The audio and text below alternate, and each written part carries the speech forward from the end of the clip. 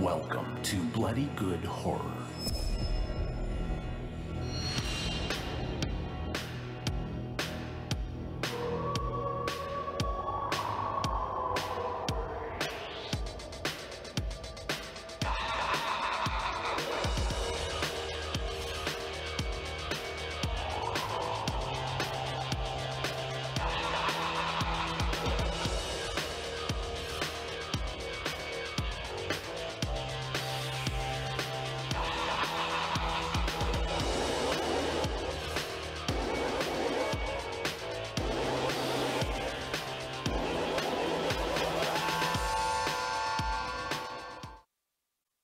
Hello, everybody, and welcome to another exciting episode of Bloody Good Horror. My name's Eric, and I'll be your host for this evening, where we will be reviewing The Rental. Also, all the men in The Rental, but we'll get to that soon. First up, joining me from Hotlanta, Georgia, please welcome Cece. Hello. Next up, from Indiana, please welcome Casey to the show. Hello. From Chicago, Illinois, I can only assume he needs a haircut because he has a hat on. Please welcome Joe. What's up, fuck faces? And next up, from parts unknown, let's just say he's near the ocean, the business manager at bloodygoodhorror.com. Please welcome John Schnars. Are you in a rental? Not a rental, but hello. Do you have Molly? Says the person on the private comment. beach. Yeah. Are you on a private beach, John? Or are you with John, I gotta say, I get jealous with Cece's, I gotta say, previous John, editions I of think the show. actually, can we mark this down, Joe, on the episode guide, that this is a really important moment in Bloody Good Horror history. I've officially turned the corner on John's hair, and it's kind of amazing. Wait, mean- I thought you did think it was amazing. Not, What not- are we You Not really. and me both, my friend. I think it's And partially because that's you the two of took. us. I think it's That's partially okay. because I can tell you've taken a shower today and you don't have your daughter's clip in it. You did not take Here's a the shower. thing: God. took a shower, didn't wash the hair though. Oh, wow. What? Mhm. That's a lady thing. Really? Mhm. You do that? When the hair gets long, you don't wash the hair all the time. That's I kind do. of what I'm learning. But yeah. I don't know. It dries it out and makes it frizzy. Nope. I I think. wash my hair every day and Interesting. sometimes twice a day because it gets so greasy if I do not. So here's the thing: usually I wash it before I go to bed, but I took a Listen, shower this John morning backpedaling after- now. No. I agree with you. A lot of my friends don't wash their hair daily. I just have really greasy, gross hair. No, but I took a shower this morning, didn't wash the hair in the shower, and so it's. It's Had a little- no idea I was opening up this can of worms. Anyway, John, you look stunning. You know what I got? No, we're gonna keep going. Okay. Cece, in the mail today, I got my shampoo bar. I'm so excited to see what you think about it. I gotta tell you guys, like, the world is going to shit, and the only thing keeping me going is the Beekman Boys. What is the Peaky Ye- Boys? They It's like a are on podcast? QVC all the time, Oh, which is where I Jesus. order my hair care products. But they're these two gentlemen, single, I believe. They never talk about their wives, but these two gentlemen that run a goat farm, and they started making. So they apparently were on the Amazing Wait, are you Race. sure they're not in a relationship with each other? Like, what? They're I- both. No, they're farmers, John. They're, John, John, just let Farmers. Joe finish, John. I'm sure they're just their wives are back at the farm. And, they never talk about them, but Yeah. they must be like very excited because they have all these hair Oh, care man. products. But they have a goat farm, and they started making like beauty products with like the goat milk, and it's amazing. Like, I love their shampoo, but when CZ was talking about the shampoo bars, I said, "Oh, well, let me give this a try." So Like, why do we do bars? Does it like last longer or something? Well, it lasts longer and then you don't have to get rid of plastic because, Less don't, you know. waste. Gotcha. yeah. less Nature. Riveting. Joe, is it a Beekman Boys bar? Like, Yeah, Triple- yeah, it's triple like- B? oh, wow. Yeah, I'm very. You guys got to check them out. Like, follow them on Facebook. Seriously, they just make you feel good. Like, Are they paying you right now? What's I happening? know, No, this is such an endorsement. they are like the nicest gentlemen. Watch, because Joe, can you know, we Who do Yeah. you think paid for Joe's new microphone? can we move? Can we save this for the back half of the show? All right, but you promised me we're bringing this back up. Don't, That's all right. We don't have sweep some. this under the rug. We have many other things to catch first, but we'll come back to it. Okay, Joe. All right, Joe. Please tell us what we are drinking tonight. Beer guts.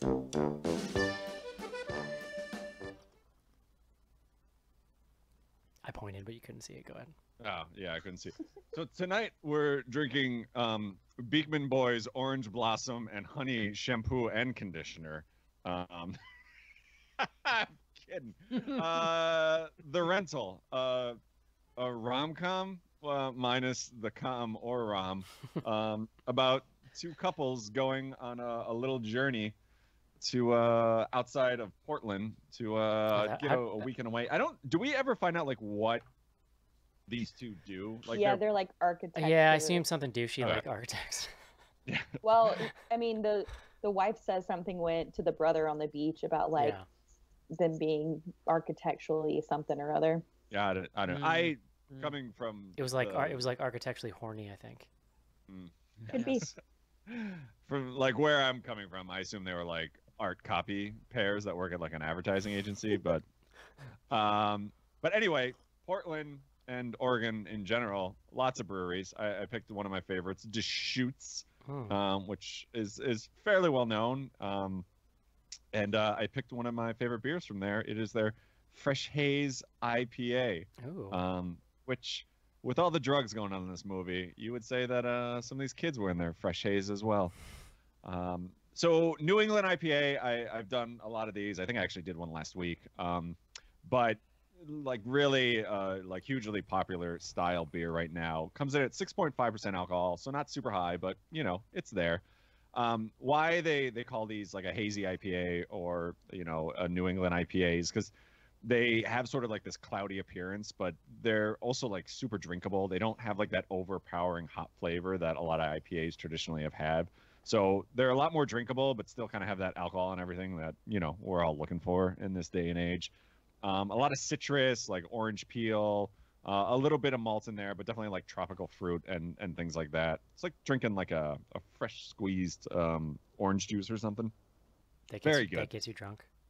Yeah. DeschutesBrewery.com. I'm not going to bother spelling it. You put it in the Googles. They'll figure it out for you. And yeah, I mean, they put out great stuff. I meant to check. I forget if they're actually still privately owned. Maybe they're not, but whatever, you know, sometimes you got to sell out to the man. Don't I know it? So, all right. Yeah. Cool, man. Thank you for Thanks, that. man. Let's take a quick break and discuss The Rental. This is it, Senator.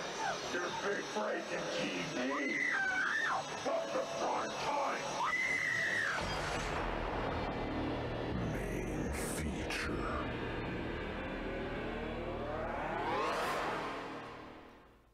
And we're back. John Schnars. Eric. You know, the only 2 times I've ever been in an Airbnb were Bloody Good Horror adventures. Oh, interesting. Yeah. It's a weird experience. Yeah. I've not done that many, but yeah. And the one we were in Milwaukee had the creepy thing where you could see, remember the back of the fireplace was glass and you could see into the bedroom behind it? Good look through, yeah. Like, I think it was the bedroom I stayed in, if I remember right. No, I slept in that. Oh, No, that's John right, did, because you and I sat in the living room on the couch and watched him change. Yes, I do recall this now. Yeah. There was 1,000% cameras in that one. I mean, you know, so be it. Yeah. Yeah. Yeah, I mean, listen, put on a show, you know? All right, John. Hey, if they want to catch a peek at this, Yeah. more power to them. John, please bring us the word of the day.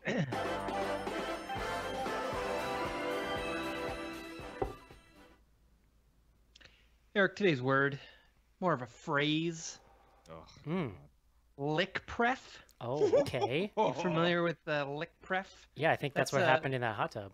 Yeah, well, it's short for liquidation preference. Mm-hmm. So Joe mentioned. Well, so it's funny you guys were talking about the job here that the partners had. I actually like the thing about them being architects went right over my head.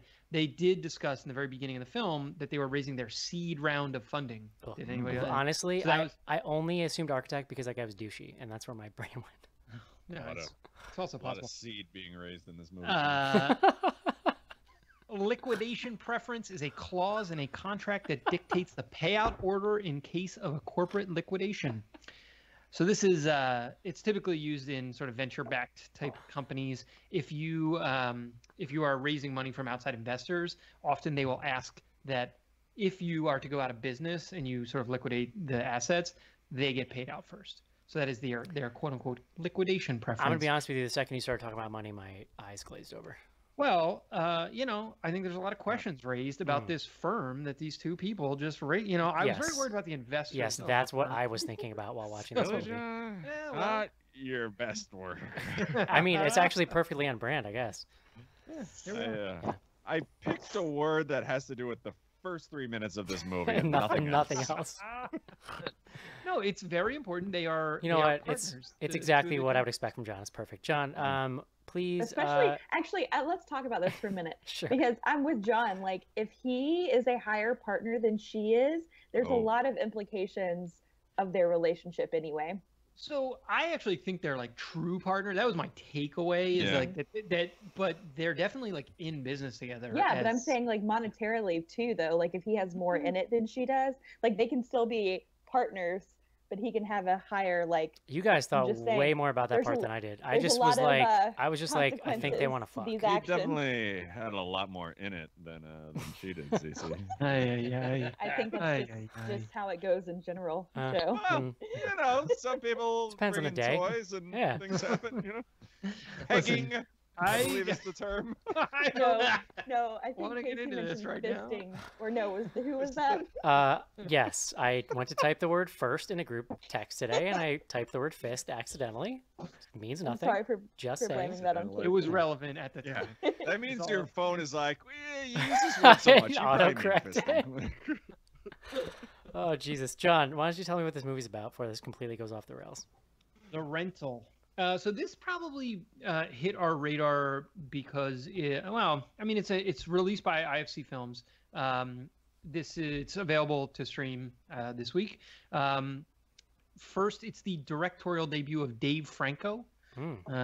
Who's who- married to Alison Brie? We should point out. So who's it in the stars movie? Alison Brie, Dan Stevens, Sheila Vand, and then the last guy is named Jeremy Allen White. And Toby Huss. We'll come back to Toby. But yeah, I mean, David Franco, obviously brother of that guy that Joe loves, James Franco. A film star in his own right, Dave. But yeah, so he wrote and directed this. He wrote this with Joe Swanberg, who we've actually seen a bunch of times. He directed one of the VHS segments. He's done a bunch of other movies, not many that I've seen, but he also acted in a bunch of things we've seen, like Sacrament, You're Next, so on and so forth. So, so that's the Who is he in this? You mean the director? No. So the director is Dave Franco. Oh, right. The writer Joe Swanberg okay. is not in the movie. I was but just curious he's- because I've seen the Sacrament like 40 times. So, Yeah, so he's I don't know his character name in the Sacrament. do you have is, questions about that, Joe? I mean, Jake? 40 might be la-di-da. it might be an Let's go over exaggeration, there. but I've seen it many times.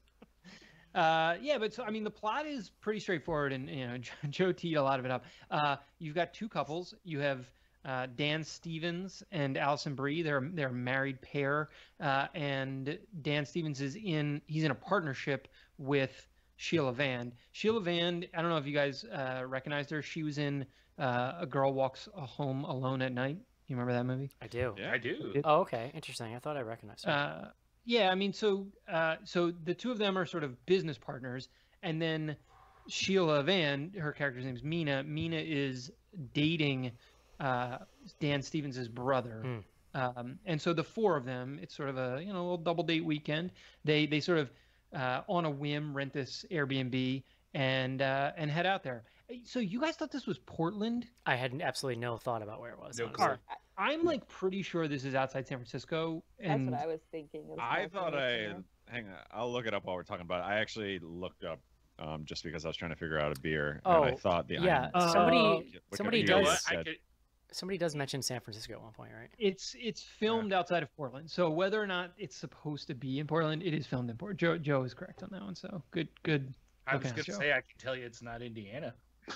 Yes. No. No, but it's they go to this like super nice house. It's very sort of scenic. It's on the Pacific Ocean on a cliff that drops off into the ocean, and they're there to have a swinging good time as you do. A swinging good time. Stuff is swinging.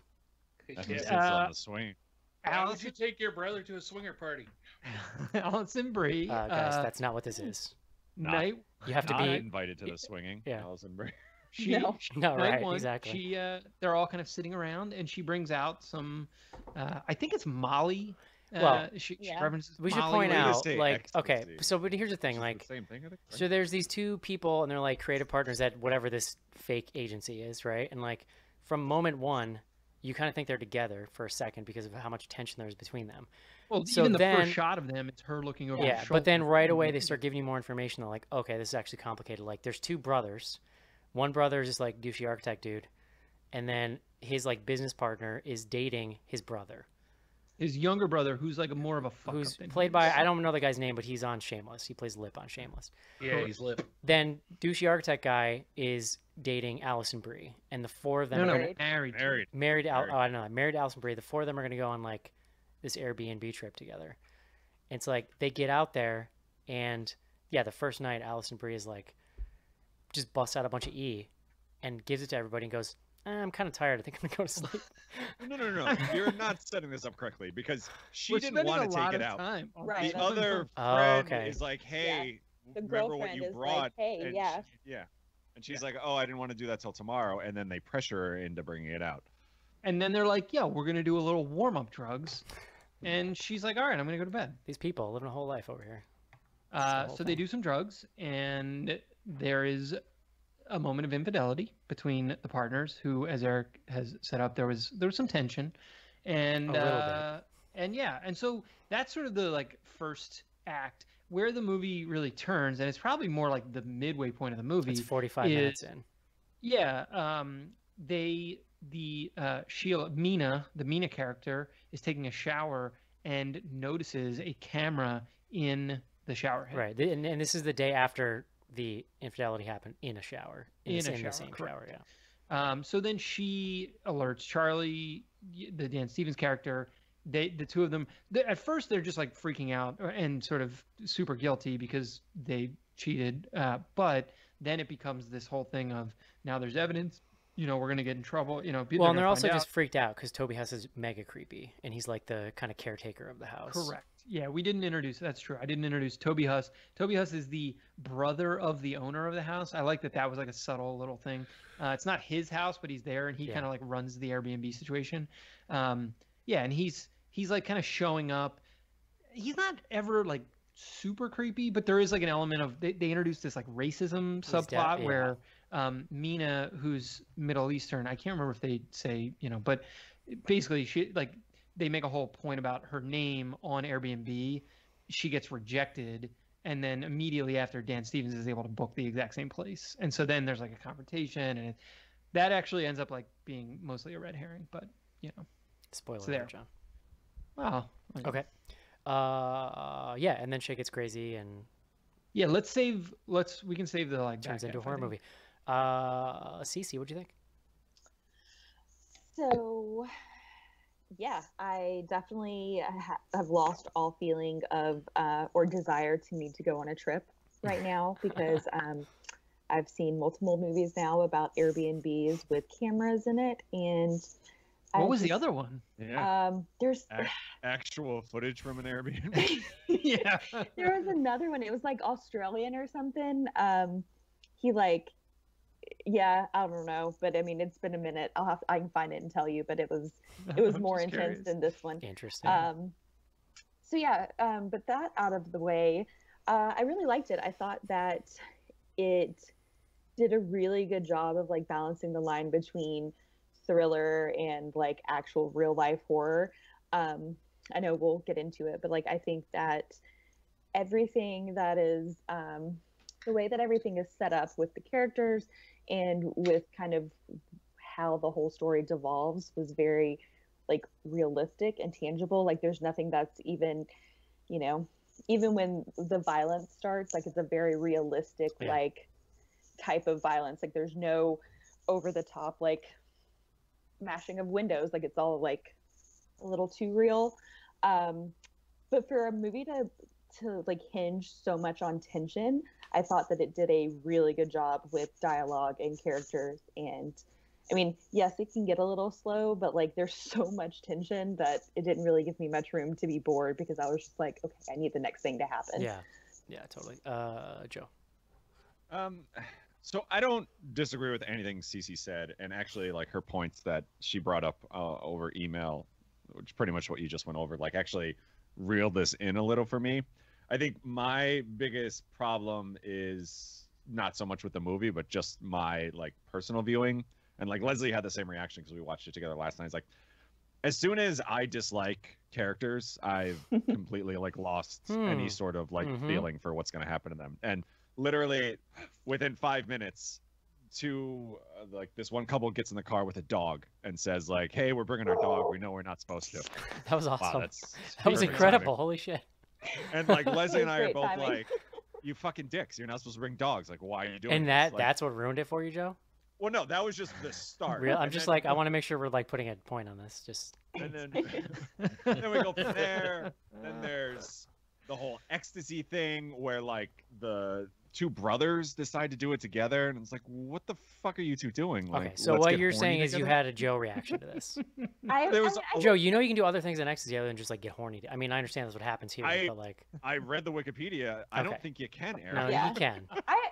I'm with you though. Like I think that like even that moment right there of the other couple getting in the car with the dog, like it sets it up to show like how selfish these people are. Exactly. So like you Well, automatically sure. go, oh, this is where the stories go. Honestly, the Yeah. only person I really disliked was like the fake whatever architect dude, because it's just like something about his vibe that I didn't like. You There talking was the that- Dan Stevens character? Yeah, he's No, a douche. He's I a- mean, he's a dude. in this but movie, still. he's a douche, is what I'm saying. Yeah, There no, was that's that. he's You like- can just that's tell the he's like super self-important about what he does. Well, no, they're all very selfish. yeah. Like, Yeah, to no, I what gotcha. Cece's saying. Like, they decided to do the ecstasy without Allison Brie. I mean, I think because, like, they Allison, wanted to do it. I think Allison Brie is probably the most likable character in the movie. She's the only likable Well, character. the thing, I don't know but about you kind of find out later on that like she's not really that likable. Like I do Yeah. appreciate that when she and the brother-in-law are walking through the woods and you find out that like she and Dan Stevens got together in a very similar way. So like yes, he's a serial like cheater, but she also I don't know. knew. You know, I think they're exactly. just, honestly, I think they're just all like kind of flawed people. Like, I was gonna They're say, un- like, yeah, actual I thought life. They were like They're realistic. very yeah, selfish. that's Yeah, what. and But it, they're but it, realistic. but it, That's right, what it I'm saying, plays like, into there's kind of what no- you're I saying guess- too, Cece, about the like everything is kind of realistic in that way. Yeah. I don't think it's real. Like, maybe it's realistic for shitty people. Like, that's the thing. Like, these are people I would not like in real life. Like, they decided to do the ecstasy without Allison Brie, and immediately you're like, all right, they're not going on this fucking hike that she planned. Right. So then they're Right. dicks the next day for backing out of the hike, and then Well, they're that dicks was- Yes, later. for yes, being Joe. like, The hike is the "Oh, issue at that point. Eric, I get it. You're a fucking awful human being. Okay, like you're fine with them. I'm just saying I have higher standards. Okay, Joe. And then they back out of doing drugs with Allison Brie that night. It's like, you fucking dicks. Like, Yeah. you planned this whole thing. They were assholes. Okay. So by the end, I don't care if they live or die. And that Jesus took a Christ. lot. You're Like, glad how the movie ends. it ruined. You were not rooting. ruined, but it took a lot of the tension out because I'm just like, cool, go. Like I do, CZ really kind of swung me around to the actual sort of murdery stuff because like I really do appreciate that it was very like monotone is the word I use, but that's probably not right. It's It's like- very like matter of factly, right? this Honestly, guy runs up yeah. and kills them. The Like third it's not like a act- traditional. Let me finish her. It's not not like a traditional slasher where like he's stalking and like we get the camera view and everything and that. It's very much like this is probably how it would really go down, which I appreciate. I think just for me, the characters are what took me out of this. Damn, John, I think Joe's going to give you a run on synopsizing. Well, to be fair, I was interrupted for like 75% of it. Yeah, well, welcome to every day of my life. Hey, Casey, what did you think? So I was not a big fan of this movie by the time I got done watching it. And a lot of that's probably just a matter of personal taste. I didn't find a lot of tension in the beginning, and some of that stems from the stuff that Joe was talking about that I didn't really connect to any of these characters at all from the very beginning. And I don't know why they didn't do necessarily anything to like set me off, but they're just characters that I struggled with getting attached to. And then you spend a good chunk of this movie watching them with dialogue. I get flashbacks of Kevin Smith movies, and it just was a What? holdup for me there.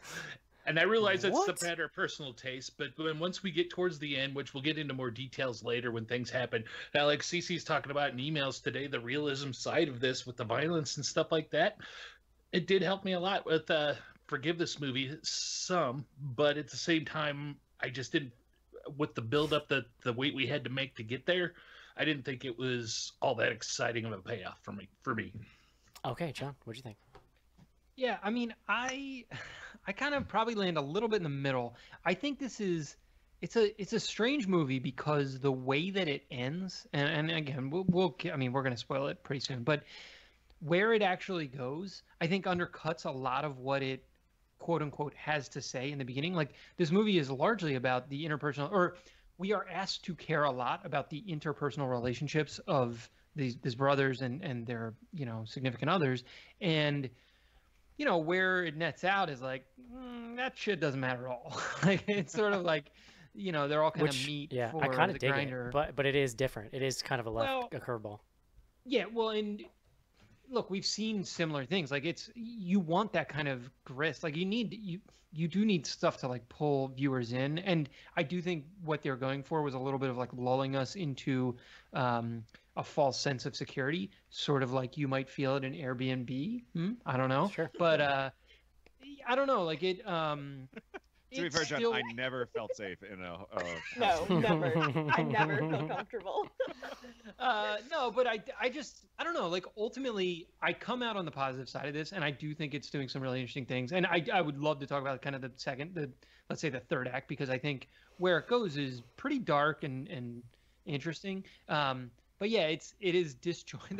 There's a little bit of a disjointed element to it that it's fine. But yeah, that's all I would add. Can I, Okay. before Eric, you say how you feel about it, Go I ahead. just want to say, because I didn't think about it either until right now, it's interesting that the third act is so disjointed from the second act, because it reflects like, I mean, you're just kind of stuck in your day-to-day drama of like really like not like really unimportant things in the grand scheme of everything else. And then like you said before, it becomes very nihilistic. So It does, yeah, it does. Which I kinda like. I absolutely love this movie. I think this is probably the most tense movie I saw this year, except for maybe The Invisible Man. The first act, like right away out of the gate, they're starting about how weird this relationship is, or how just like kind of tortured between the two of them, and that's what the whole first act, like it's a full 30 minutes of just like what's going to happen with these two characters. You know where it's going. It's kind of brilliant, like almost like Hitchcockian, where it's like it's the bomb under the table that you know is going to go off, and he's just kind of messing with you about like when it's going to happen. And then you get this moment where Alison Brie's like the ecstasy gets introduced, and you're kind of just like, oh, of course I know what's about to happen. And she says she's going to go to sleep, right? But even that whole scene, like this movie is it's really well shot. It's got that weird modern thing where everything's either orange or blue. I don't know why people do that, but it at least has like a pretty distinct like color kind of look to it. And there's like, I really love the way the camera creates tension, and that goes for the horror stuff, but it also goes for like the sexual tension stuff in the first act. Like this whole kind of dance they're doing together, and like they're really drawing it out to the point where it happens. It's like really intense. And then it's like the whole movie shifts, and the second act becomes where this like kind of fear sets in, and you start to get the sense that like something, I mean, you get the sense Toby Huss is really awesome in this movie. And what I love about him is like, you normally see him as like, he was in Halloween 2018. I remember he was like the dopey dad who was like with the, remember he had like a thing with a yo-yo or something? Like that was what he did. He's been just like completely ineffectual. Goofy, right? He's been in literally a million movies. No, I know, but what I'm just saying, like, but also like he's really good. Like similar thing in like *Halt and Catch Fire*, where he becomes this really endearing. I feel like he plays endearing characters, is what I'm saying, and he is not at all that in this movie. He's like very off-putting and creepy from the beginning. He's like managing to kind of pull in every little impulse that he has that makes him like endearing to the audience, and it's just interesting to watch, like as an acting thing. But his presence, even though he's not in a lot of the movie, creates a ton of tension in the first two acts until you kind of fully see what's going on. It is a slow burn, and I think it's a movie that on like the wrong day or something could have hit me in a different way. But I think it's really intense. I love the actors. I do agree that the characters are all really flawed. Yeah, I mean, I don't know who. No, they're all tremendous. Like I actually thought all the performances were very solid. That's like another look, like for a directorial debut. I mean, and Dave Franco, who we know is James Franco's brother primarily, but like clearly, Alison Brie is his wife. I think someone mentioned. But these are people, like he's able to draw performances out of these people that are super believable. Even if you don't like them. Like, I think the not liking them is actually a point. So yeah, I mean, I thought that they were fantastic, and I love the characters in general. Like Casey and I read the this book with really unlikable characters, and it really like it brings a different aspect to watching a movie where you don't like the characters versus when you're rooting for them. Yeah, and it wasn't necessarily that like I guess I get like it wasn't necessarily that I wasn't rooting for anybody, but it's just like it was the mystery of it. It's like not that I cared about the characters, but like I want to know what the hell's going on because they're so good at just like meting out like little tiny bits of kind of subtext and clues. And then when it finally pops off in the third act, it's like kind of out of nowhere. It turns into like almost like the third act of The Strangers, which is awesome. Like I loved that vibe here. Very like you're kind of saying like not over the top and fantastical, almost like 70s terror film kind of vibe. And yeah, it just fucking goes there and it gets really dark. I really like this movie. Even as dark as it gets, it's still understated. Like there's violence. There's actually, again, like what you end up seeing. It's only shocking insofar as like there's been very little violence and then there's like a lot of violence. Yeah. But there's like moments where you see the character, the killer sort of appear in the background. I don't know. There was a scene where they're outside and you see him sort of start walking behind them, but then he disappears. I mean, so there's a lot of that sort of it's light. It's a light touch throughout, and then until it's like especially for a debut, it's like very restrained. I think is maybe the word to use. Like he's holding back. Just even to like somebody gets kind of hit in the head with the pick side of a hammer, and like that moment is so like it by itself is so interesting in the grand scheme of this movie because he like you see the killer turn the hammer on purpose. Yeah. And like intentionally, and then when he hits the person, it's a very like there's no fighting, there's no nothing. It's just like whack, and they're dead. Yeah, and I thought that was like, how many people are really going to survive in that type of a situation? You know, like I liked that it was very intentional, matter of fact, and I love how it kind of changes the whole tenor of the movie without, to me, throwing away the tension of the first two acts. Yeah, I think it just reinforces it.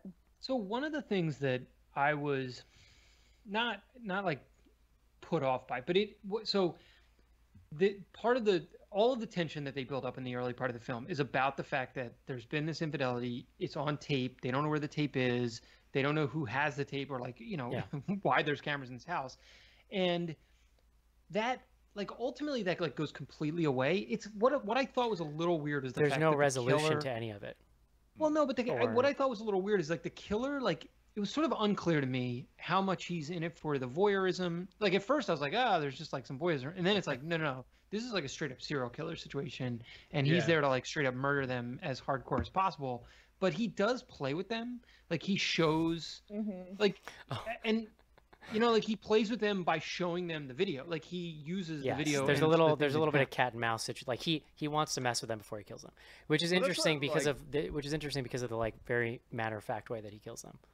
Yeah, Leslie and I were trying to figure that out too, like, and not to completely spoil it, but like at the end we get a little more insight into like what's going on, and like I love the post credit stuff.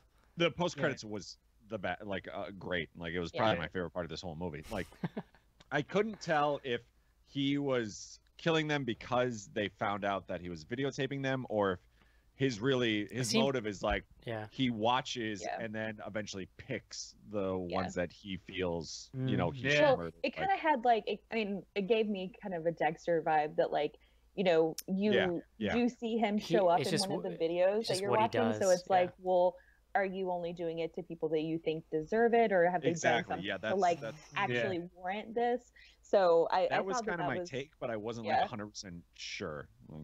So that's what I took from it too. I did not even. So that's actually like more interesting. I just assumed his game was like he's a serial killer. He's going to set up these cameras. He's going to tape himself killing a bunch of people, and like end of story. But like what you guys are describing is actually like more compelling. It's like he might not have killed them except the fact that they found the cameras, or he judged them because of their behavior. I don't know. Like that. I just think he accelerated what he was doing because they were starting to figure out what was going on. Like I think that's what was going to happen anyway. Well, and John, you brought it up in the email that like it's a combination of, you said, some movie and like The Collector, and it's kind of like that. Like I mean, you don't. I was joking a little just to be clear, but I mean, when the longer I think about it, I'm like, there are some similarities of I couldn't tell you a single thing that happened in The Collector.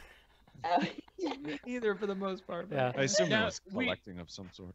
yes. The first sign we had of that there was something fishy going on here with the people in the house and everything was that scene with Toby Huss sitting in the bathtub after the fight, right? Where you see someone come and cover his mouth. Yeah. I don't know if he was like sitting in there, Casey, so much as like. He was not. He was not. he wasn't. He wasn't lounging. I mean, Yeah. you get kind of an idea that because like I mean, not that all Airbnbs have this because I mean most Airbnbs do have locked rooms, but like there's a really weird locked basement room that they're like for some reason everyone's really interested in. So I kind I of took thought it. it was strange that they focused on that so much. Yeah, Like, I'm like. And then it was okay, nothing, right? Airbnb, like obviously they have Well, a door you can't get into. But that's Right. kind of. But that's. I guess that kind of plays into the Toby Huss thing too, though, because it's just another red herring. Like it's Yeah. another red Yeah. herring that creates tension. It does lead to what to me is the funniest moment in the movie, which is where they.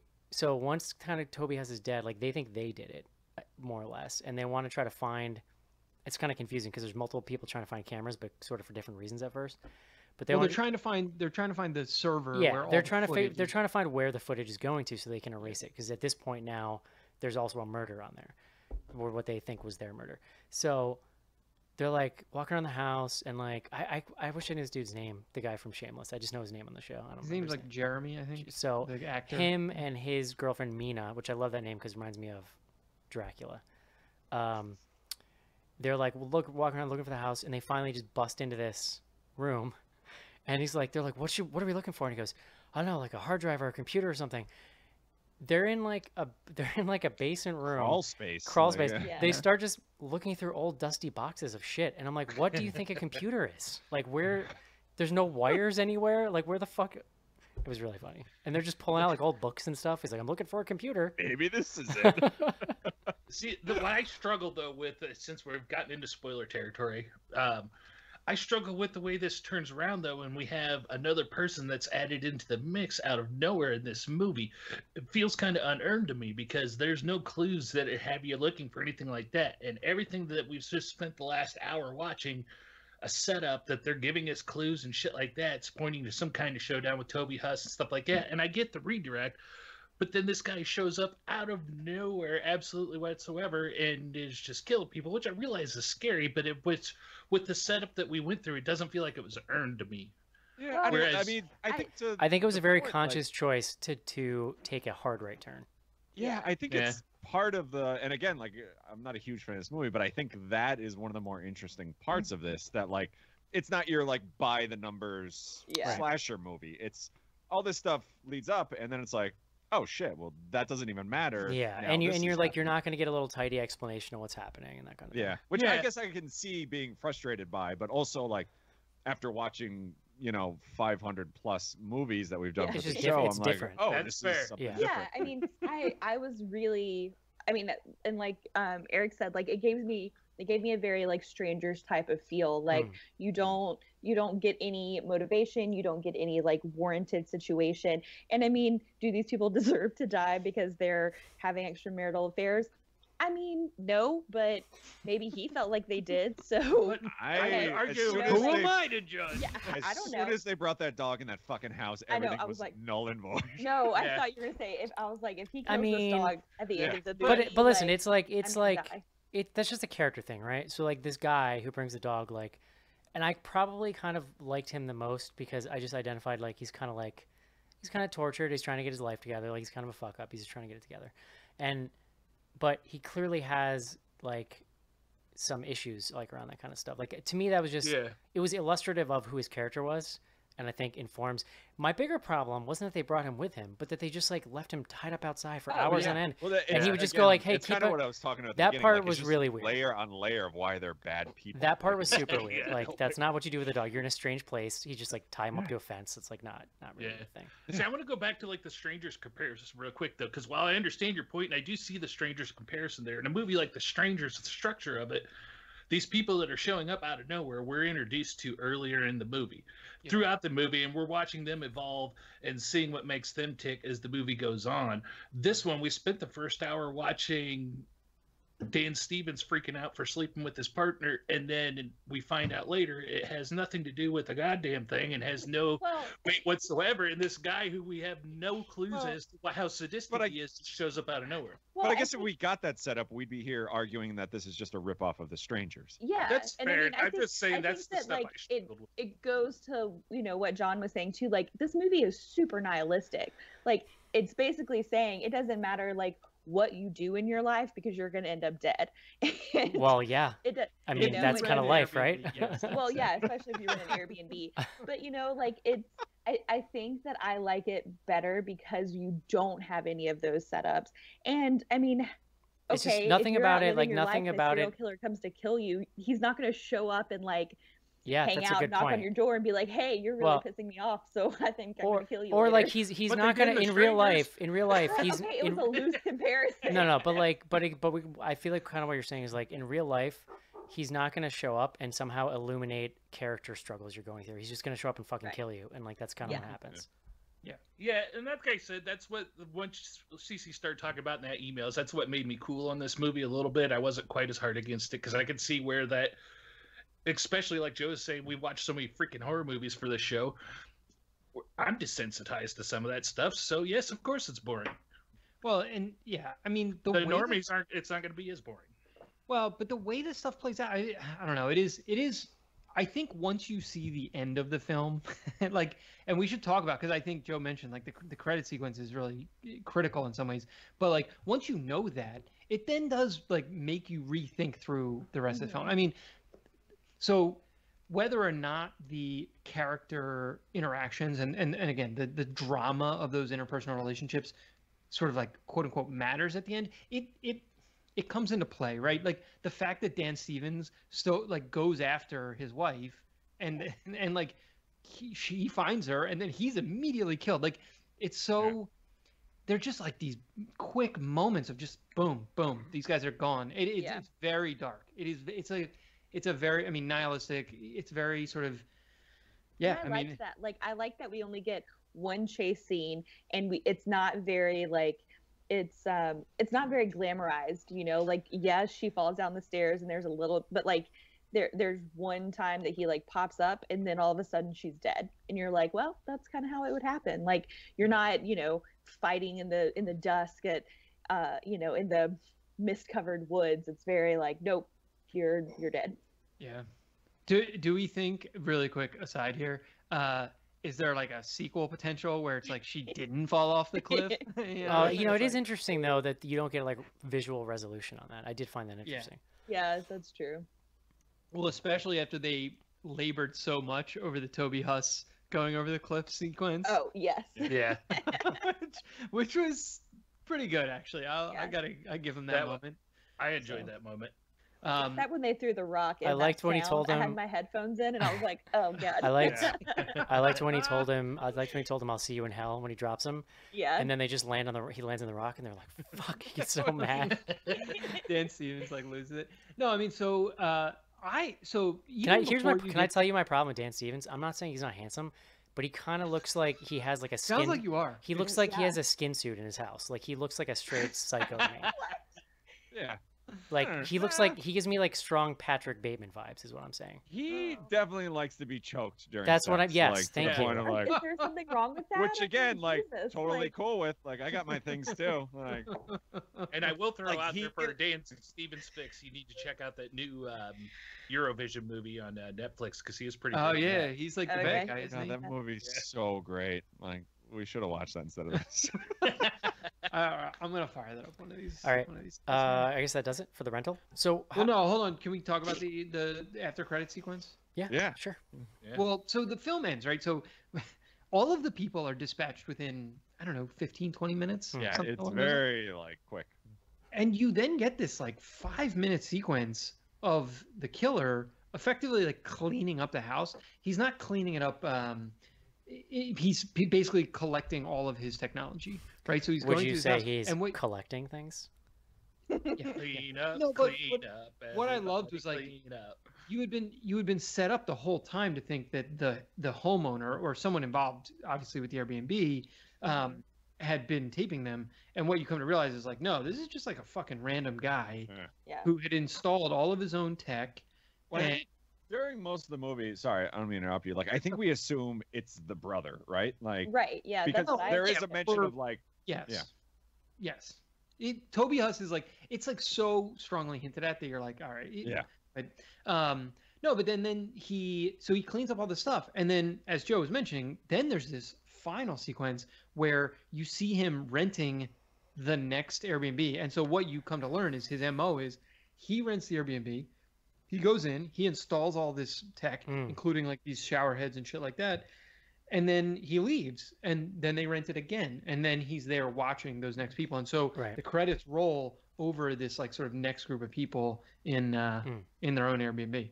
I don't know. It was super effective. It's just in my creepy. mind. There's also a moment in the third act where it flips. So, you know, there's a lot of talk about cameras, where they are, what's going on, but you never see a point of view until it's a very specific moment in the third act. And then there's like a 2-minute sequence where the guy's running around the house mad and you only see him through the camera. So suddenly you know where all the cameras are.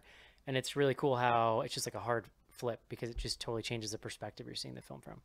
I mean, honestly, I think like whatever issues with characters or whatever side, this is like a really, it's a really good directorial debut. Like I kind of want to see what he does. sure. And I love that at the end. Yeah.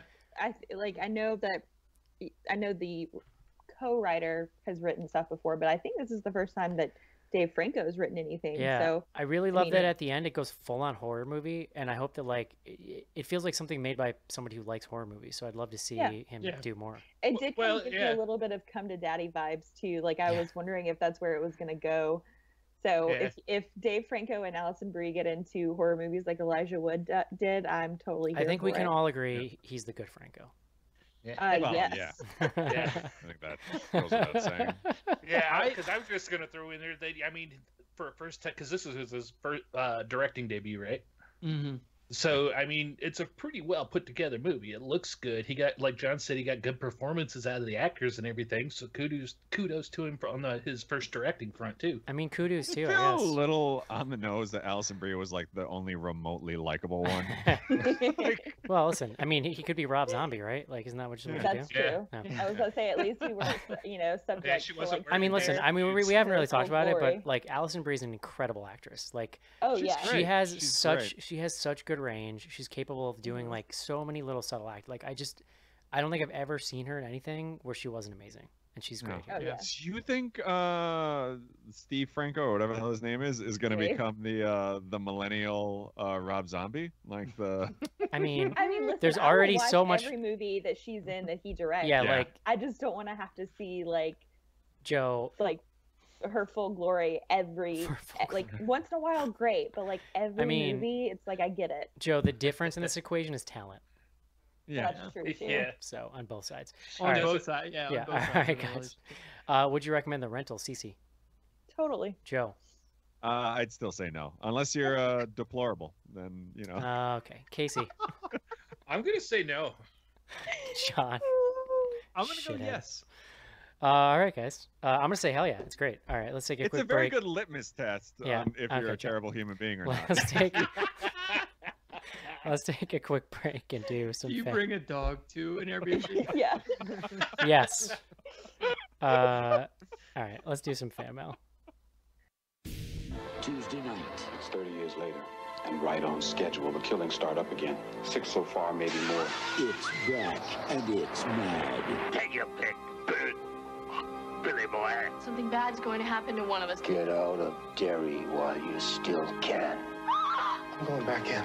This time I'm gonna kill it. Something's coming. The thrilling conclusion of Stephen King's It, Tuesday night.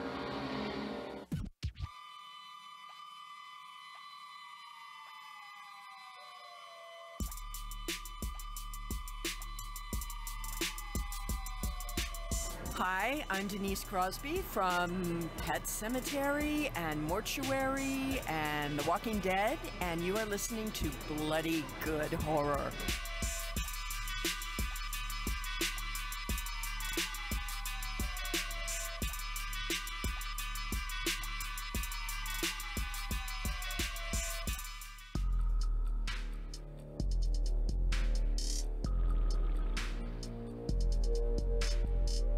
feedback to info@bloodygoodhorror.com or on Twitter using hashtag AskBGH.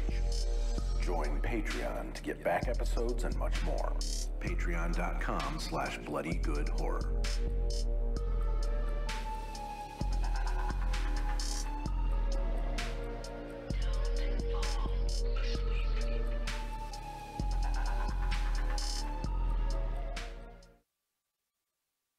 And we're back. Joe. Yes. You want to talk about your Slack therapy session this week?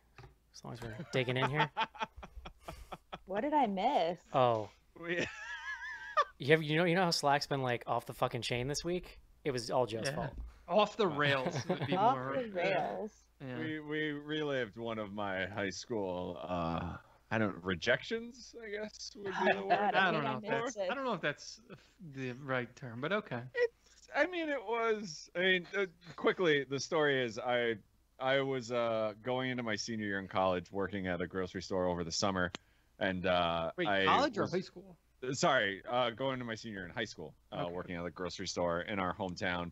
Wait, did you? I just want to point out, you just came into Slack one day and just started talking about this, like. I don't know. I had a Trent iced coffee. That's right. I was real fired up. I don't know what sparked this to come into my mind, but so pretty much I'm working like the last shift, and I was very late coming out, and like pretty much it was just my car. What time of year are we talking here? I'm trying to get like a good mental picture. Summer. This was definitely over summer vacation because I'm coming out and there is a female at my car who was a senior who had just graduated. So she was a year ahead of me at my car, leaving a note on there. And I had found this female attractive for a numerous amount of years. Like we'd always been friendly. Did she take your parking lot virginity? Joe, Joe, just let the man tell a story. Joe, I don't think we say female anymore, Joe. I just would like that stated for the record. What am I supposed to say? Like a lady or a woman neutral? or like? So anyway, she's leaving a note on my car with her number saying, "Hey, we should get together sometime." And I just happened to come out at the time this is happening, and so we talk for a minute. Then she like full on makes out with me, and I'm like, "This is cool." Like I'm, So I like when I picture that. When I picture this in my head, it's less mutual so much as it's happening to you. Like she's just on you, and you don't know how to react. Trust me, at the time, like these are the kind of things that I didn't go for. Like they definitely happened to me. Like I was okay. I knew. I'm just saying it. Jeans up until around this time, so it was right about the time where like I sprouted up a foot and like stopped wearing Metallica t-shirts. She climbed you like a tree in the parking lot. Yeah, basically. A little bit. Yeah. Okay. So I was like, this is cool. So I waited a day to call her. Yeah, like I waited a day to call her because I didn't want to sound desperate. I could tell when I called her mom, like she asked this girl if she wanted to talk to me, and she said no, and then just never called me back, and then like completely blew me off, and like it sparked like years of like what the fuck went wrong here. And now like so we're Facebook friends, and like I legitimately, and Leslie knows about this, so it's not like that creepy, but I'm like the last 23 years have been like, what the fuck happened in this parking lot that like you completely blew me off. Like so I just like to stew over it like almost daily. You came in so hot on Slack, you just dumped this whole story, and Slack exploded, not only with like people trying to egg you on to Facebook message this person, because that's what's I would say it was 80% egging. Led by, let's be real, led by Mary. And then amazing. But then it turned into this whole, it's been like literally 3 straight days now of like teenage confessionals and like missed connections and just like tortured musings so this about random nonsense. Yeah. And then every once in a while, Joe will just chime in and be like, yeah, no, really guys, it's about you, not me. So you still never know what happened? I have no idea. Are you not a good kisser? So I did not date much in high school. Like look, I can't imagine that Leslie would tell you if you were a bad kisser. So I'm just like, but he's had more practice now. No, that's true. This was so around this time. Did she see your jeans that they were still husky, and she's like, I can't do this. He's a child. So like pretty much the end of my what is that? What's before senior year? Is that sophomore? Junior? Junior. So she was like, so no, like, this man is an idiot. I can't do this. yeah, maybe. Like, pretty much over that summer is where like I stopped having like disgusting Kurt Cobain hair. Like Summer of growth. Oh, I've It seen was, that. yeah. I've seen So, that. like, I've seen that. not that like I was this attractive guy, but I stopped being a lot less disgusting. So like, I didn't know what the hell was going on. I didn't know what I was doing with myself, and like the fact that like she was interested in me, like I was very excited about, and then just like blew me off. And here's the thing, like she obviously doesn't listen to this. Her fucking husband is he's not a good looking gentleman. And I'm like, you're gonna say he looks just like. I don't know. No, Does that? no. Can I ask you a question, Joe? Does that make you feel better or worse? it makes me feel a little bit vindicated because I see like they post pictures and stuff, and I'm like, that's right, fuckface. Like you could have had this, and instead you're stuck with I that. kind of get it. Like, yeah, I kind of get that. Now, this was the fascinating part to me, and this is kind of what kicked Slack off, and like why I just kept going was because like we were just trying to workshop some scenarios with you, right? Like let's go through it here, okay? Here's what could possibly happen. She ignores you, which does what? That tortures you for the rest of your life. Yeah. Yeah. But at least then I would have like, oh, well, maybe she's just an asshole. Like, and, she writes back and says, "I don't remember this." That would. Wait, hold on. Did I miss it? You messaged? No. We were like, literally like. We were all getting very. I contemplate doing it though. We were all getting very concerned. Joe was actually going to do this, so we started walking through the steps of what this actually meant with him. Okay. So she doesn't respond. She doesn't remember, which I think is probably a lot worse. She thought you were a bad kisser. Do you want to hear that? I mean, I'm fine with that because, like, again, least that's like, an I answer. didn't know what I was doing. Yeah, like, I mean, you were in high school. That doesn't. I mean, the only good answer here is like, Joe, it was so hot, I didn't think I could handle it, and so I had to leave you forever. I mean, what's played in my head is that like, at some point in between when we did this in the parking lot and I called her friend, like maybe she told her friends and her friends are like, oh, he's a dick, like. And like that's when like she decided. Or the fact that okay, if she was going off to college and you were a senior. That's also maybe is that I'm assuming that that's more of the situation that she. Why? Okay, so somebody did. Why show up and leave your number and ask me to call if like you don't want to like hang out or anything? Just be out there. So wait a minute, maybe I missed this. Y'all do that? Did you call her? So she left her number just to fuck with my head? Like that was. Oh! You're gonna tell me that that guys have never asked for a girl's number and then never called them? Like, fuck off! I don't want to hear that part. Whoa! Would you go out of your way to find a guy's car in a parking lot, leave your number just to blow him off? Like y'all knew each other, like or knew of each other. It's different. I mean, I don't know. This is why I enjoyed this so much because like I quickly realized this is not a Joe bit. Yeah. Like this is fucking real. Oh no, this shit is has real. been going through my head for like 22 years. Every time you think about it, just never mind. Are you friends with her on Facebook? Yeah, Casey. Yeah, her birthday. Wait a popped minute, up the other day. Casey. Like, is he friends with her on Facebook? Really? You think that wasn't gonna happen? Well, no, because I mean that means at some point one of the two of them invited me asked to be friends, and they accepted, so she's aware. It should be noted too that multiple women in the channel were like, "What I would do is never respond and screenshot it and send it to all of my friends." I mean, that's true. But also, I mean, she lives back in upstate New York, so like, I don't care if she tells her friends. Like, I'm never gonna see these people again. Yeah. Okay, that's fair. Like, best case scenario, she for some reason is listening to this, and like, that's the best case. I mean, I guess I just insulted her husband. Listen. I mean... Let's think about it this way. If you're saying she's married to this mutant, then really the fact that she's had such I'm sure he's a very nice He's guy. a mutant. For the sake Damn, of the something got story, Cece fired up. Good lord. He's a mutant. If she's married to him, just think that that's literally the one thing that she's holding on to that's keeping her going is the fact that she riled you up in high school and then was able to like never have you call her back properly. That wakes her up in the morning. That's like she thinks about how she was great at one point. So just let her have it. Just maybe she thinks about that during their love making. I want you guys to know, first of all, this is going in episode 600. Second of all, what we discovered is the interesting differences, like gender differences, though, discussing this, because a bunch of women came in and were like, this is really weird. I don't have any stories like this. And it's just like, yeah, because they're about you. They're just like tortured dudes who you like looked at once and never got over it.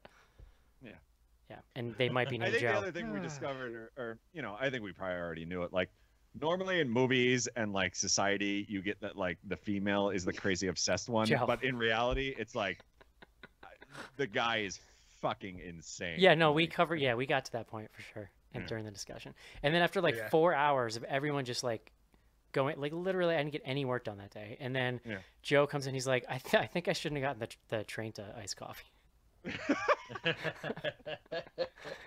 So there's maybe a lesson in there, Joe. Yeah. Can you do me a favor if you do message her and just let us know? I mean, clearly you will. Oh yeah, but, trust me. I actually, a buddy of mine who, like, I think this is where I first started talking about how we should message her. He actually had me convinced for like an hour that he did send her a message.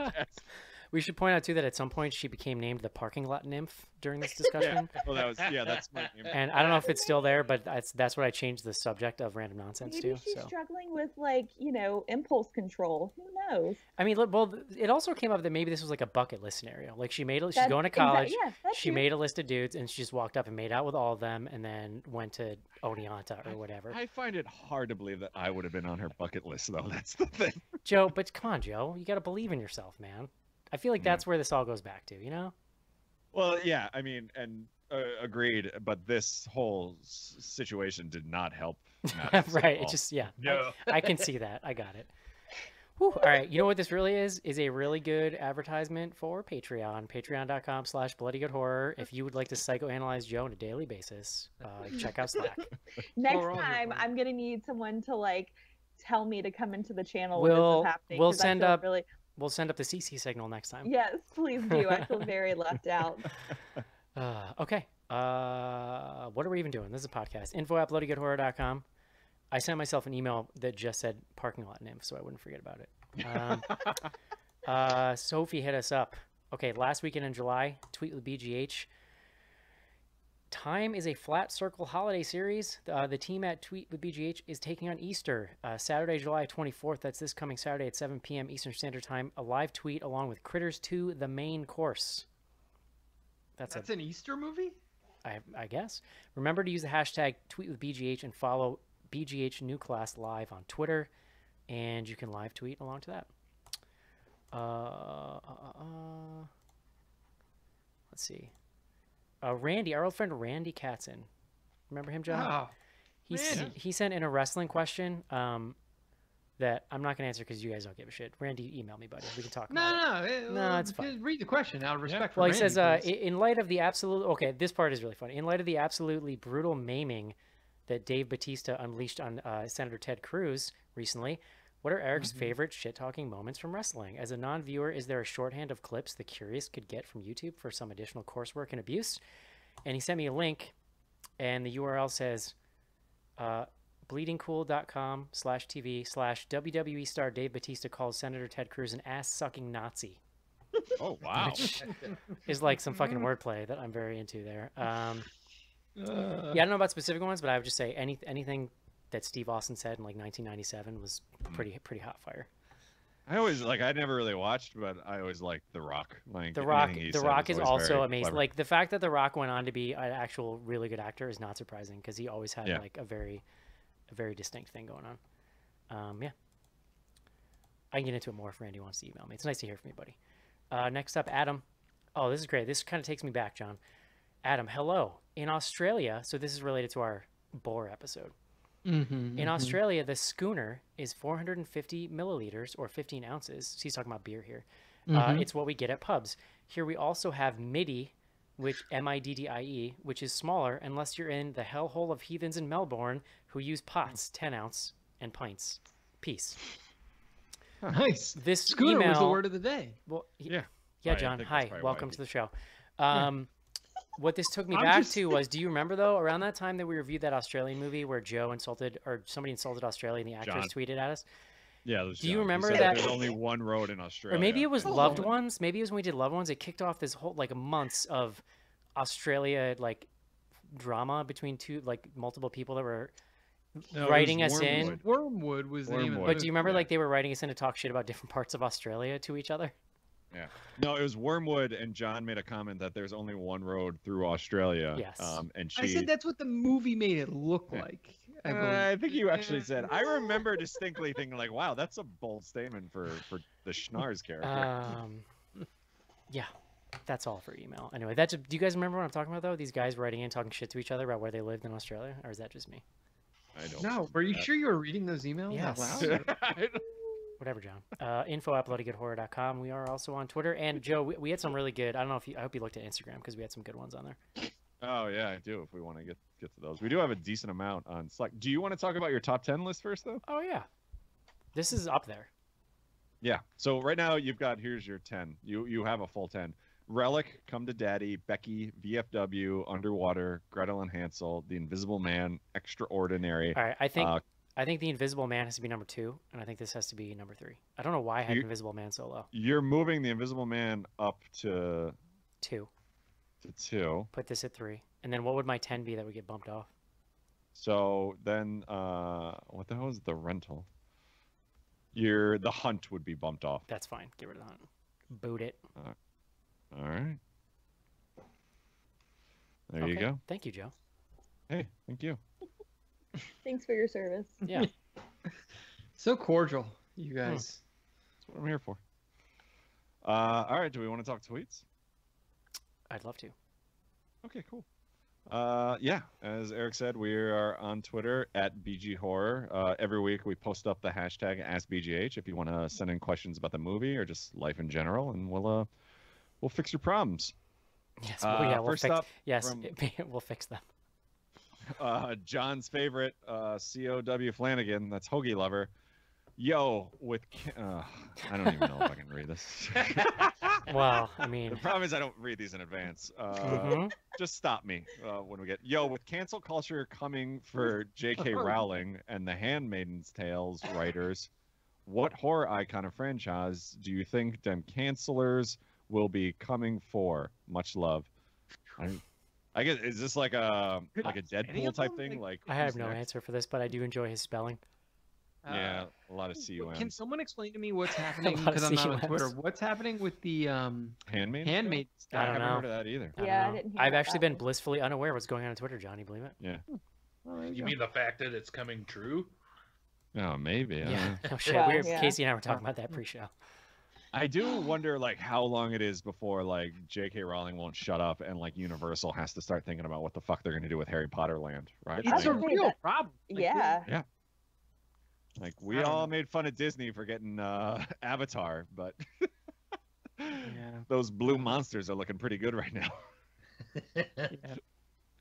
All right. If you had to create an edutainment CD-ROM, would you prefer Director or Flash? Does anybody have an answer other than me? I'll. So No, I this is used Wait, who asked this question? You know what? I never used oh, yeah. Flash. I know you have a real answer, Joe. I never used Flash, but I used whatever the Adobe equivalent was. It's not Dreamweaver. That was for web, right? Adobe had some kind of C or DVD authoring software that you could build menus and stuff. But I don't remember what it was called. Well, Adobe eventually bought Macromedia. So this was come from Fusilitoro. I'm probably saying that wrong. More news from nowhere.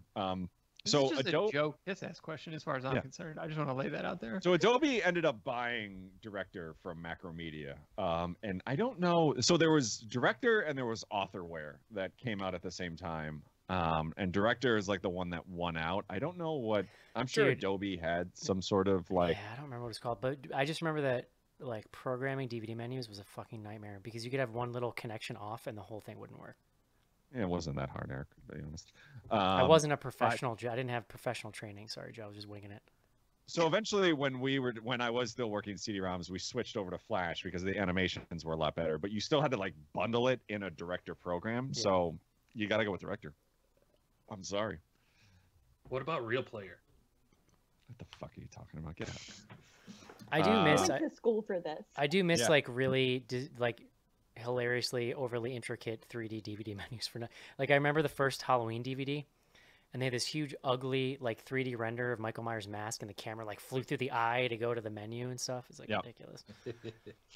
And every time That was Joe's final thesis. or the House of a Thousand Corpses menu in the first DVD, if you just sat there, it was it was the counter of the Captain Spaulding place, and if you just left it there, he would come out and start talking shit to you about not clicking on anything.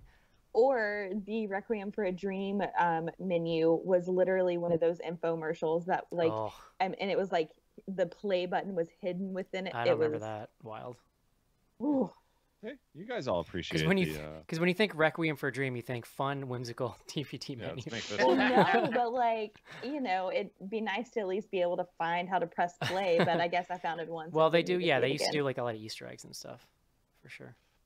All right, y'all. This one's from Shine Master 9000. Y'all ever feel too old to understand new memes? My niece is sending weird ass TikTok videos to the family group chat, and I'm spending way too much time Googling stuff trying to figure out how the hell these things are supposed to be. I just go. I don't wait. The second I feel like I don't recognize something, I go straight to Google. That's all you can do.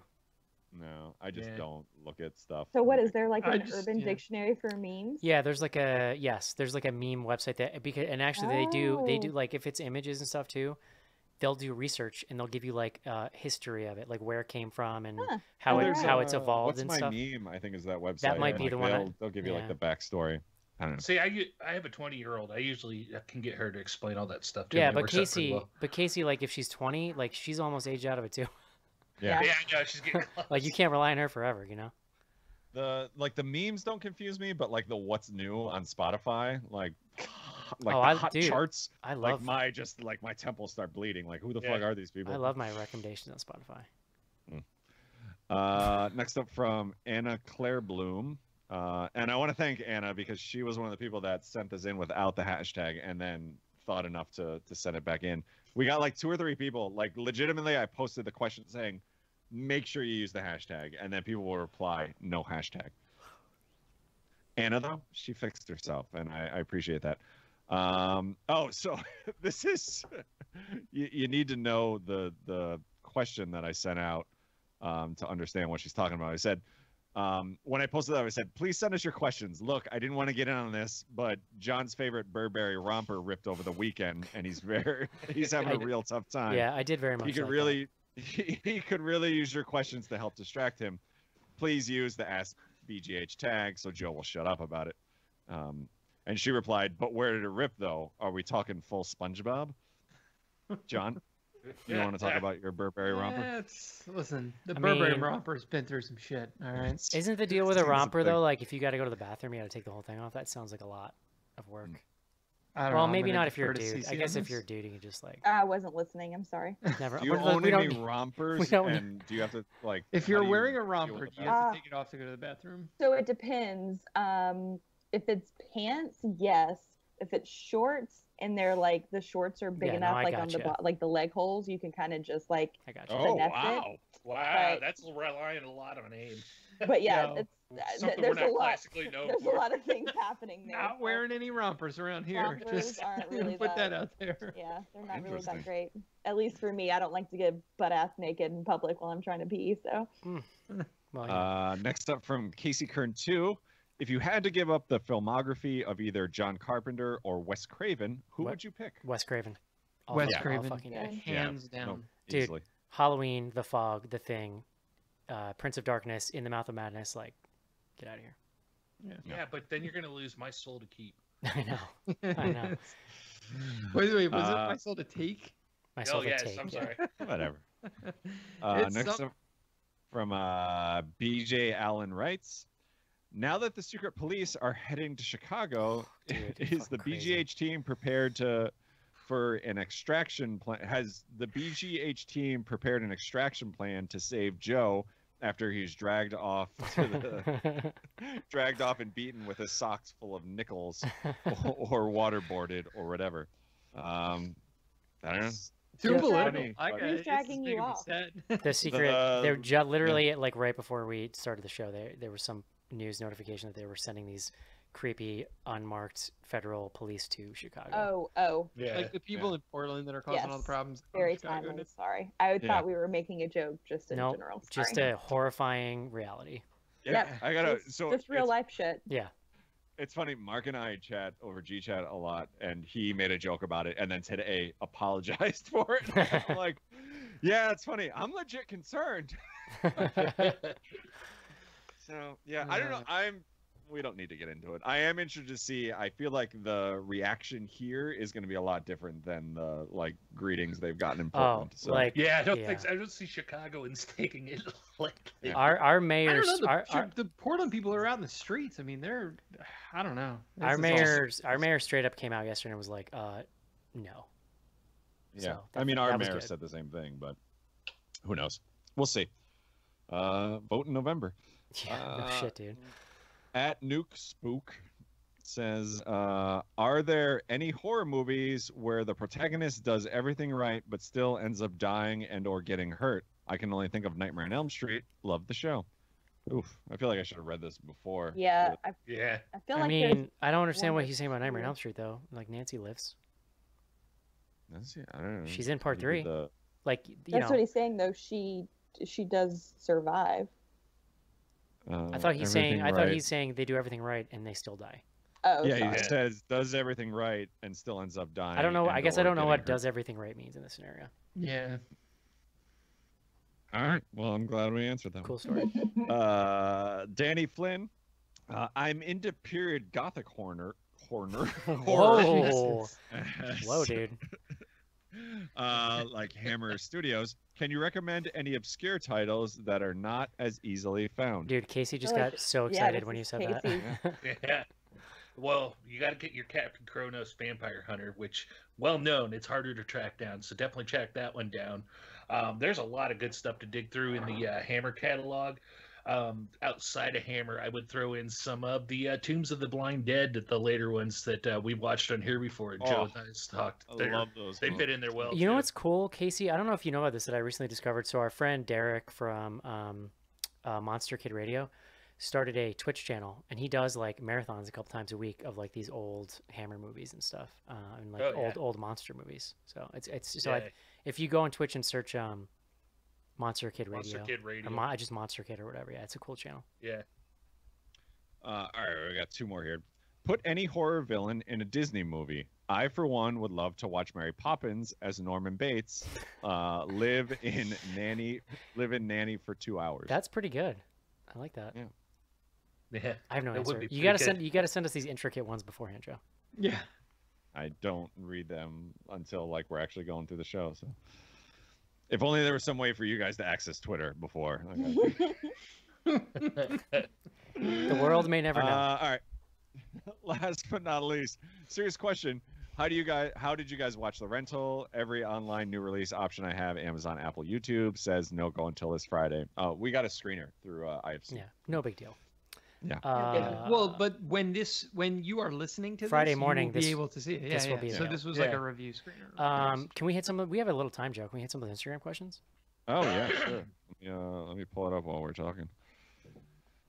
Just put in the old password here. Go into Instagram. You put your password into Instagram? No, I have my phone locked. Oh, that password. Here's a good one. Joe, if you had to pick, what is your favorite type of nymph? Obviously, I want to know who said that. The parking lot nymph. Here's one. Why didn't you write a letter to Pauline? I don't know if that's directed at me or just everyone. So but Pauline was the lady at the old folks home that liked horror movies that a bunch of our slackers wrote to. Yeah, she's definitely not a real person. That's way too pure for Joe. Yeah, Joe is not capable of believing something that pure exists in the world, so he's just going to reject it. It doesn't. Yeah, exactly. What's the first thing you're going to do after the world doesn't end? Are we sure we're getting my there? own? Yeah. No answer. Go outside. All right. Just turned 30 today. What should I drink to mask my pain? Yes. Everclear. Yeah. Bourbon. Jesus, that's nihilistic.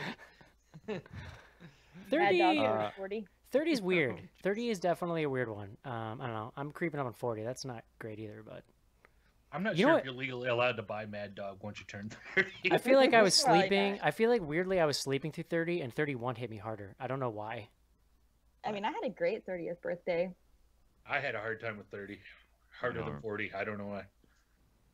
I think 30, like when you hit it. By the time you hit 40, by the time you hit 40, you just don't give a fuck. When you hit 30, you still feel kind of good because you're still kind of 20, and you're just like the existential dread about that disappearing. I don't know. Fuck my 20s. I'd rather be in my 30s. Well, no, that's what I'm 30s are saying. good. No, 100%. Like, but when you hit 30, you don't really know that. You know what I mean? Like, you gotta kind of get into it for a few years before you figure that out. I Yeah. feel like, unless you're just more, Well- you're clearly you're more self-actualized than I am, CC. Okay. We can keep this ship afloat for There was another never a 4 doubt. years. We'll get to see me go through 50 in real time. Real time. Based on the smoking I've seen you do, Casey, I don't know. Yeah, I don't know if I'm gonna make it 4 years. I don't know, buddy. Joe, God, Not to sound morbid, but we have backfills. lobbing lined up. bombs tonight.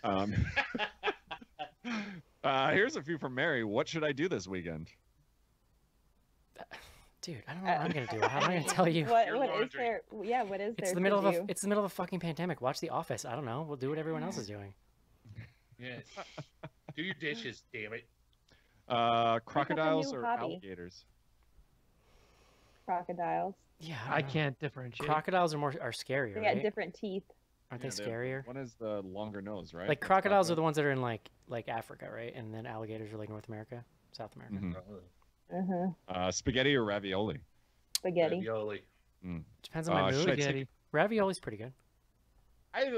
My response was like, I need more info. Is it like cheese ravioli? Like what kind of sauce? is on the Spinach spaghetti? ravioli. I think Yeah. mushrooms pretty good. Mushrooms. Oh. No. Should I take a nap or play a video game? Take a nap. Nap. Yeah, that was my answer. I would actually split the time Yeah. and nap, like power nap, and then wake up and play some video games. I thought you I- were gonna say play video games Dude, until you. I'm fall asleep. incapable. I'm incapable of power napping. It's either no nap or I'm gonna sleep for 2.5 hours. I've gotten pretty good at the power nap. It's Yeah. not like a regular thing, but I can make it work. Yeah. Should I be ashamed for not wearing any pants in a work Zoom meeting? No. No. Just, No. just, Don't stand just make up. sure you remember. Yeah, just remember. That's really the only thing that That's the matters. key there. Which is better, John Mellencamp or John Cougar Mellencamp? Cougar. Ooh, Yeah, Cougar. I think you gotta It's go just Cougar. got more flair. No opinion. Sorry. I think that's about all of them. Aside from obvious flawless genetics, what is the secret to that immaculate head of hair? I mean, the Beekman boys. Should we talk about the Beekman boys again? He did you warn guys- us. We did not finish the conversation from, I believe, pre-show about. Some people seem to think that the other brother was better looking than Dan Stevens. Yeah, this Is was that- Eric. We need to. Yeah. I didn't say he Eric was tried to better say- looking. I'm into his vibe more, John. Is what I'm trying to say. Like it's He's not so just creepy looking. John. It's not just what he looks like. Okay, I'm not shallow like you are. All right. Okay. Do you think this is what happened to me in the parking lot? That she said, like, look, this guy that I'm going to marry, Dude, he's just a lot. I said more what I said earlier. That dude is a fucking serial killer, and I am not going to listen to any other argument about it. Okay, He plays Lancelot and the Beast. Like, how can he be? No. that's fine. But he's chasing women He's- around in sneakers, naked with a chainsaw at night. Listen, he's objectively better looking than the. That's younger brother. fine. It's mo- That's fine, it's John. just- I mean, All right. the other brother, he's no walk in the park. Like, he's definitely like wearing women's underwear on his head and like jerking off in the closet. I mean, he literally says, "I can't go back to prison." So yeah, exactly. Listen, I don't know how I I like feel I about like it. Yeah. Weird a how we glossed over that in the movie, Yeah. right? Like, it just never. I like the bad boys. Okay, John, you know that about me. Yeah, no, that's true. Yeah. That's true. Yeah. No. All right, good. I'm glad we wrapped this up. Yeah. That'd be Yeah. No, this was good. All right. Fucking A. info@bloodygoodhorror.com is the email address. You can hit us up on Twitter, Instagram to send in questions. Just please, for the love of God, use the hashtag so I don't have to listen to Joe. And if you would like to hear more stories about Joe's unrequited love from his teenage years, check out patreon.com/bloodygoodhorror. And you get on Slack and get back episodes. You can get all kinds of good stuff. Yeah. Oh, you know what I forgot to mention really quick? Our book club. A lot of stories. Alyssa. A lot of CC. Oh, let me check. Do you have this info? Quick. I screwed this up. I had her info and then I deleted it. I was about to say I didn't have the info because you said you had it. But yes, our dear friend Alyssa, who is doing an amazing job running the book club, She is. sent you an email. I know. This is me stalling. Hold on. I got it. Nope. I got it right here. I got it Funny. right here. I got it. Here's a skinny in the book club. We're currently reading Victor Lavalle's The Devil in Silver. Slack is currently very much enjoying it. Next month in August, we'll be diving into I'm Thinking of Ending Things. Oh, that sounds great. By Ian Reed. We can be found on Goodreads at Bloody Good Horror and on Twitter at BGH Book Club. That is Alyssa, your book club ambassador. So check that out. And I'm thinking of Ending Things is about to be either Showtime or something. It's a limited series coming out. Oh, interesting. Oh, Yeah, really? yeah. So like you can just chat on Goodreads. People are there, and then also there's like a channel on Slack. So if you're on Slack, you can go there and get a little more in depth. It's good times. Yep. Nice. Joe, my one resolution. Do you remember my New Year's resolution for this year? No. Was to finish The Mandalorian. I still haven't done it. Oh, how's that going? It was like halfway through the year. I figured I would just check in with you and let you know. It's very good. Yeah. Yeah. You should finish that. I think I made it 3 episodes in. Really? You Yeah. made 3 in and then stopped? I liked it, but I don't know. We'll see. Oof. I'm just checking in. But- I'll get back to you. Buddy. All right, guys. Next week, I think we're doing Beach House. Is that what it's called? Or The Beach House or something? Yes, sir. This is a Shutter. Yes, is it's a Shutter original. Shutter jam. So check it out. Shutter.com. All right, guys. Hope you enjoyed the show, and we'll talk to you next week. See you. Bye. Goodbye, everybody. Bye-bye.